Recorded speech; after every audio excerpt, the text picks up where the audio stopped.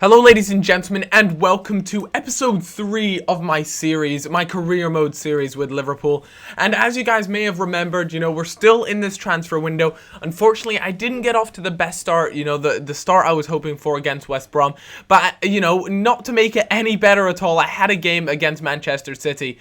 And in honesty, I was a little bit nervous because after losing to West Brom, I really went into this Man City game a little bit with my head down. I wasn't expecting too much, but we had this transfer window coming up, and as you guys are well aware of, last time we left on the note that Suarez actually wanted to leave the club. But nevertheless, I probably shouldn't have played him in this game, but I did, and I just don't know how that works. David Silva out jumps, I believe that's Daniel Agger, I think it is, to put that into the back of the net. So that kind of confused me a little bit because I'm almost certain David Silva wouldn't usually out jump Daniel Agger when it comes to a header. So with that being said, though, I went 1-0 down, and it was quickly made 2-0 as Edin Dzeko there manages to pick up the second one. And Dzeko actually came on as a substitute for an injured Aguero. Aguero's injured throughout that, and I don't know if it's a big injury or not, so it might hinder Manchester City's chances. I'm not entirely too sure, but that game ended 2-0.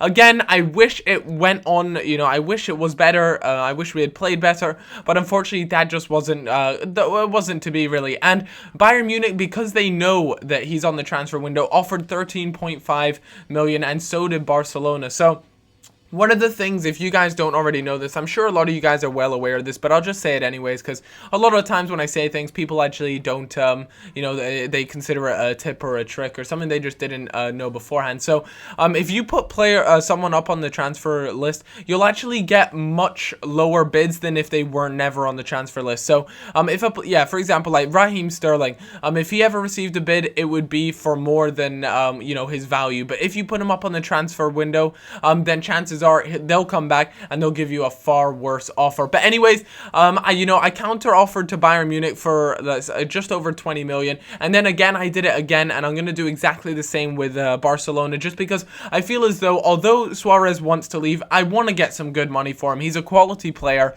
and I feel as though I can definitely get much better than 13.5 million, that is for sure. So with that being said, as you can see, Bayern Munich and Barcelona are in talks, but if Suarez does leave, we have to fill his spot. Barini and Yezel Samed decided to go on loan. Well, didn't decide, but I put him out on loan. I feel as though it would be better for him out there.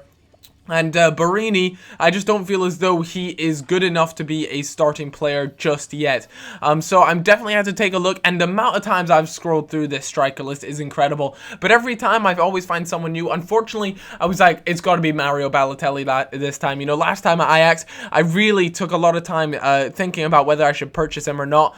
And unfortunately, on this download, he just recently moved to AC Milan, so he's not going to be able to come to the team anytime soon. And same with Alexander Pato as well. He isn't in any position to come over to the new side. So both of those guys are kind of ruled out, so I really had to take a look around. And, let's say Suarez does go for, 21 or 23 million, whichever club picks them up.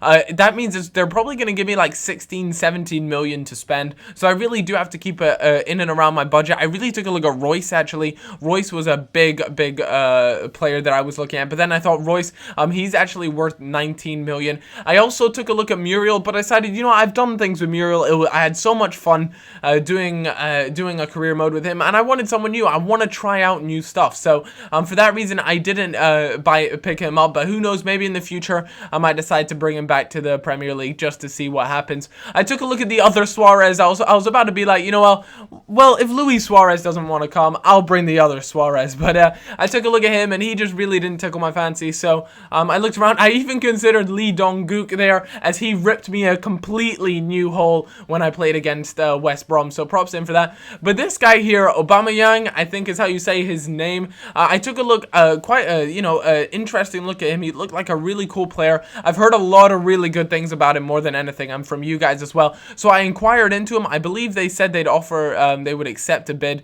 for something like 8 million or around there. So I was like, you know what, that's really good for a player like that. And Actually, I think I ended up sending off a bid for him for around that, and I was just I really needed to pick someone up, and pretty soon. So, as you guys can imagine there, the guy said between 8.6 and 10.4 million. So I decided, why not put one in for the absolute minimum, 8.6, and just see what would happen, because I know I did inquire into him, and they said something around there would be reasonable. I also was very interested in one of the Southampton players, Gaston Ramirez, but as you can see, the player had recently joined the club, and again, you know, those are 3 players that have recently joined the club that I would love to have at the team, and unfortunately, it's just not possible. So it was transfer deadline day, and it was time to make moves. You know, Luis Suarez was pretty much on his way out, and then they came back and they were like, we actually want 12 million. I was just joking. I don't want 8.6. I want 12. So I was like, I can't believe that. That's how much of a difference it makes when you're on transfer deadline day. If you're on transfer deadline day, guys,